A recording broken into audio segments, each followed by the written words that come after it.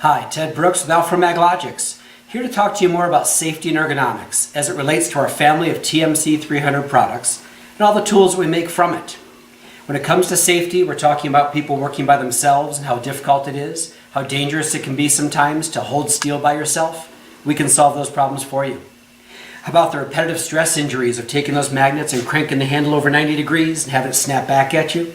Maybe you've seen those 180 degrees handles that you've got to use in some companies' magnets, how difficult those are, how much stress they put on your wrist and your elbow. Maybe those bigger lifting magnets where you have to crank them around 180 degrees, that gets, again, stress on the wrist and elbow, and those can snap back violently too. These are the problems that we wanted to address when we developed the TMC family. So let me show you how easy it is to use ours. First, incredibly lightweight. Our TMC 300's got about 660 pounds of holding force or greater.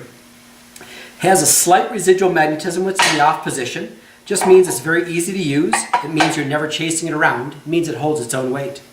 Here's the best advantage. You're not taking a handle and cranking it around like this. That's not how we operate. You're taking just a couple fingers and gently pulling the handle towards you or to the side. That's all it takes to turn it on. That's all it takes to turn it off. And then just a simple lift off of the steel. That means you can do this hundreds of times without the repetitive stress injuries that other types of magnets will give you. That means you're going to find hundreds of uses for a tool like this around the shop. I'll show you those in a moment. More and more safety people at the shops I go to are talking about a no-touch policy. They don't want people getting their fingers crushed and smashed and cut, getting their hands damaged from handling steel or from getting it between two pieces of steel. So they've gone to what they call a no-touch policy. When it comes to a no-touch policy, no magnet can touch ours. This is our TMH50.